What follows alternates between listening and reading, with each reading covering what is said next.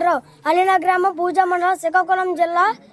మాది అలీనా గ్రామంలో MPUP school 8వ తరగతి చదువుతున్నాను. జూన్ 12 నుంచి మాకు స్కూల్ లేదు అన్నారు. జూన్ 16 నుంచి మాకు ఆధార్ కూడా వేశారు. వేస్తే యూనిఫామ్స్ ఇచ్చారు, బూట్లు ఇచ్చారు, బ్యాగ్స్ ఇచ్చారు. అవన్నీ ఇచ్చాక కూడా స్కూల్ ఉందనుకున్నాం. లోకల్ నాయకులు కూడా మాకు స్కూల్ ఉంది, తెస్తాము, ఎట్టి పరిస్థితుల్లో అయినా తెస్తామన్నారు. కానీ ఒక్కసారికి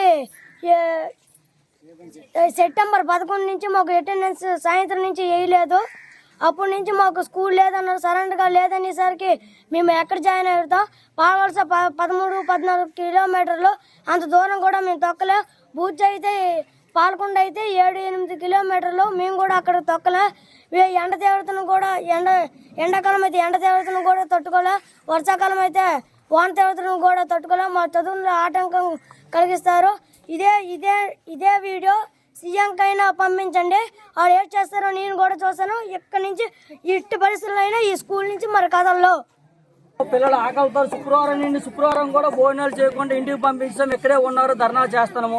ఈ రోజు కూడా పిల్లలు ఆకలితో ఉంటున్నారు ఇక్కడ. మా పిల్లల గురించి కూడా ఏ నాయకులు కానీ ఎవరు కూడా పట్టించుకోవడం లేదు. మేము ఎన్ని రోజులు ఇలాగే పోరాటం చేస్తూనే ఉంటాము.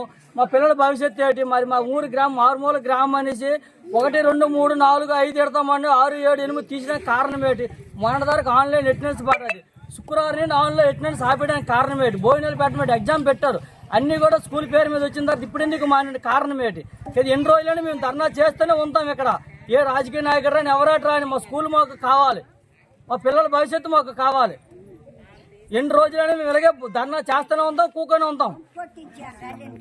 స్కూల్ కూడా తీనాము మేము, ఇదే లెవెల్గా ఎడతాం మేము ఇక్కడ.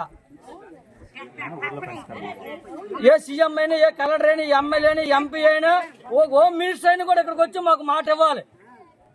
మాట ఇస్తే ఆ రోజు కూడా మేము ఎత్తుబడి చేస్తే స్కూల్ మామూలు యథాస్థితి పెట్టాలి ఇక్కడ.